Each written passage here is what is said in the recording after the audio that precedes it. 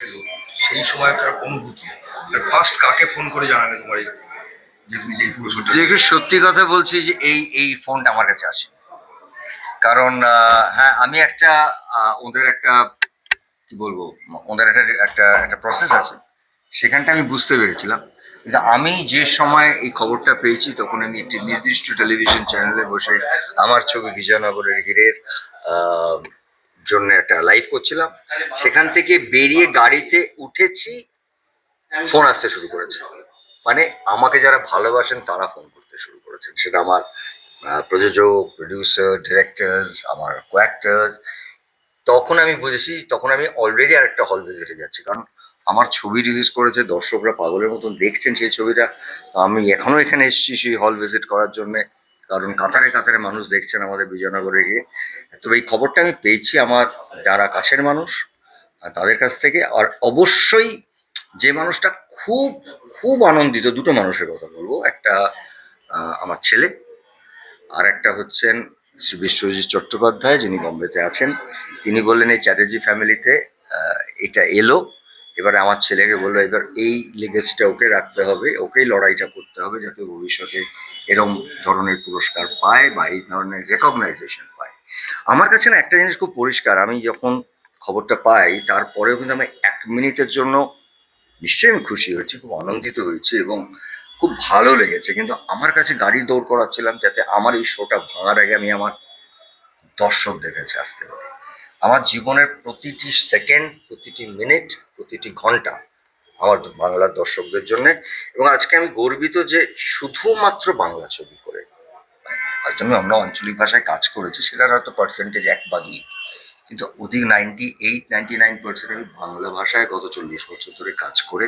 কারণ এই সম্মানটা কিন্তু আমার নয়, এটা আমি জোর গলায় বলতে পারি, এই সম্মানটা আমাকে যারা তৈরি করেছেন, মানে আমার বাংলা ইন্ডাস্ট্রির পরিচালক, প্রযোজক, রাইটার্স, টেকনিশিয়ানস, আমার কোঅ্যাক্টার্সরা যে আমার সঙ্গে কাজ করেছেন, আমার নায়িকারা, তাদের মিউজিক ডিরেক্টর, সবার হাত ধরে আমি আজকে তৈরি হয়েছি।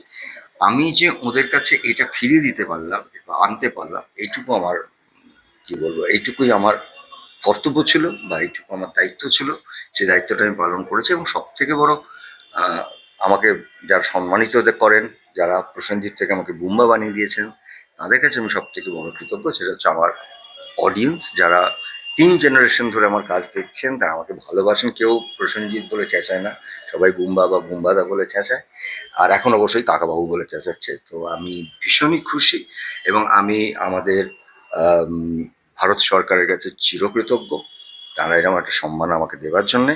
আমি চেষ্টা করব ভবিষ্যতে এই সম্মানগুলো পাওয়া মানে একটা দায়িত্ব বাড়া, আর চেষ্টা করবো যতদিন বেঁচে থাকবো শুধু সিনেমার মাধ্যমে তাদের মানুষকে আনন্দ দিতে। তাদের পুরস্কারটা কাকে ডেডিকেট করবে? অবশ্যই আমার মাকে।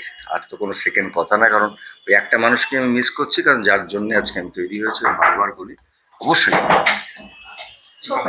ছোট্ট জিজ্ঞাসা কিংবা দধি পাতার দিনের কথা মনে পড়ছে দাদা?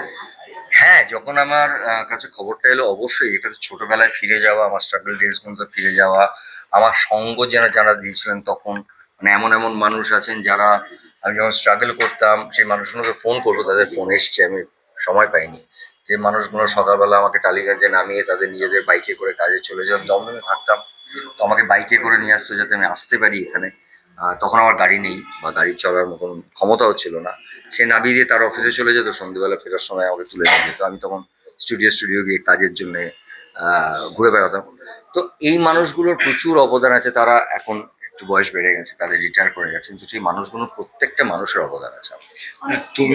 তুমি তো অনেক কটায় তুমি সম্মান পেয়েছো এরকম, কিন্তু এটা পাওয়ার পর সামনের দিনে ছবি দেখি তোমার কি আরো কিছু যাতে ভালো যদি ছবি যাতে দেওয়া যায় সেই চিন্তা দেখুন, এইটা আমি সম্মানের জন্য না, সিনেমা আমি ভালোবাসি এবং মানুষ জানেন যে আমি একটা পরিবর্তন নিজের অভিনয়ের জায়গা থেকে চেষ্টা করে করার চেষ্টা করেছি, এবং সেটা বাঙালিরা ভীষণভাবে পছন্দ করেন। এবং আমাকে অভিনেতা হিসেবে শুধু বাঙালি বলবো না, আমার বাংলা ছবি করার জন্য আমাকে ভারতবর্ষের অভিনেতারাও খুব ভালোবাসেন, সম্মান করেন।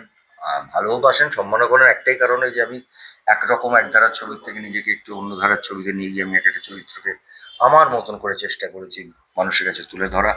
এবং আজকে ধরুন কাকাবাবু আছে, 13 বছর ধরে করছি, মানুষ কিন্তু আমাকে একবারও মানে স্ক্রিনে দেখে বলছেন না যে 13 বছর, 13টা বছর কাকাবাবুর পেরিয়ে গেছে। কিন্তু এইগুলোর পেছনে প্রচুর খাটতে হয়। তাই জন্য হ্যাঁ, এই সম্মানটা অবশ্যই, এটা সম্মানটা আমি বলছি তুমি হাত পেতে হৃদয় থেকে এটা গ্রহণ করছি। তবে আমার কাজের স্পৃহাটা কোনো পুরস্কারের জন্য নয়, এটা আমার নিজের, এটা আমার নিজের জায়গায়, জায়গাটাতে আমি কাজ করে যাব। কেন অনেকটা দেরি হয়ে গেল কি এই পুরস্কারে? আমার মনে হয় না, কারণ আমার মনে আছে যে এই কথাগুলো আমাকে অনেক সময় বলেন, তখনই আমি একজন মানুষের কথা বলি, তার নাম হচ্ছে সৌমিত্র চট্টোপাধ্যায়।